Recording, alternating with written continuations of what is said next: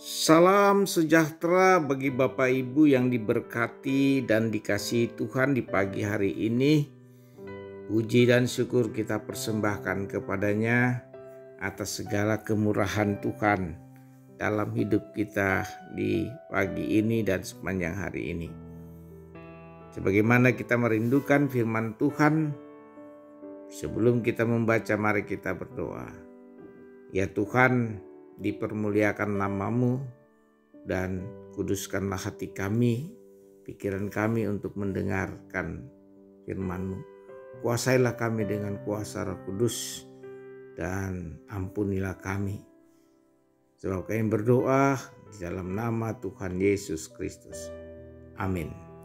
Saudara-saudara, bacaan firman Tuhan Yeremia pasal 2 ayat 1 sampai 8. Yeremia pasal 2 ayat 1 sampai 8. Firman Tuhan kepada kita pagi ini mengatakan, firman Tuhan datang kepadaku, bunyinya, pergilah memberitahukan kepada penduduk Yerusalem dengan mengatakan, beginilah firman Tuhan, aku teringat kepada kasih-Mu pada masa mudamu, kepada cintamu pada waktu engkau menjadi pengantin.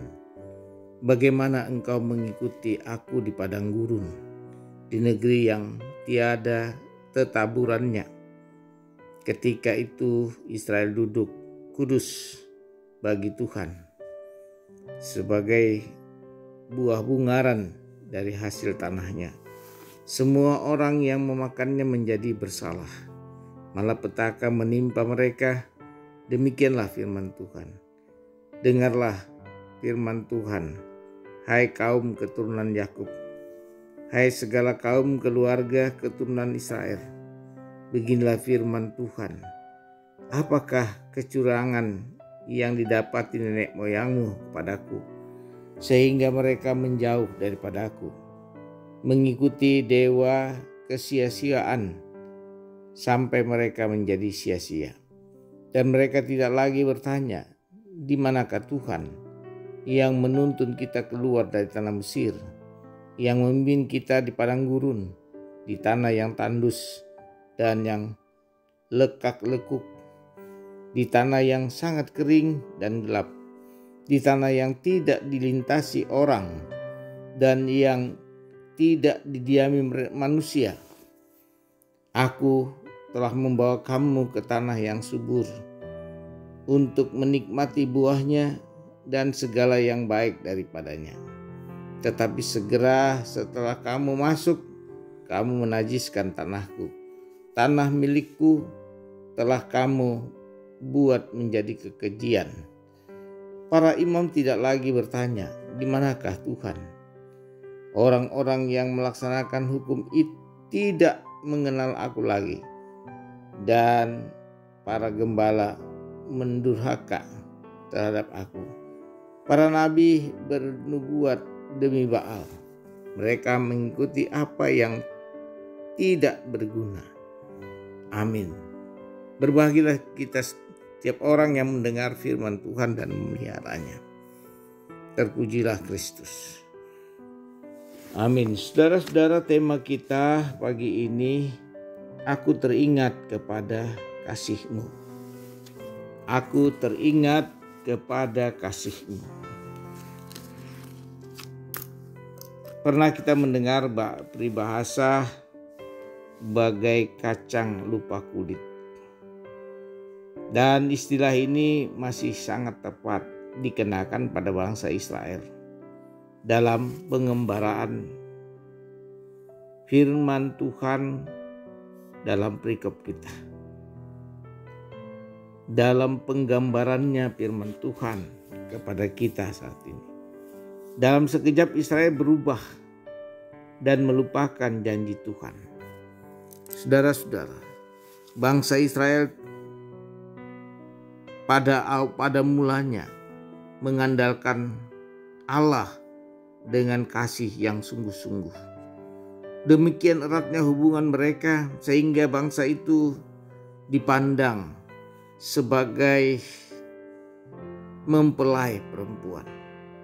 Tetapi sekarang seluruh Israel telah meninggalkan Allah dan mengikuti Baal atau dewa lain. Israel berbalik dari Tuhan, sekalipun Tuhan tetap setia kepada mereka. Semua orang percaya diperhadapkan dengan pencobaan yang sama, yaitu melupakan kebaikan dan penebusan Allah, sementara menurut keinginan mereka sendiri dan kenikmatan berdosa dari dunia.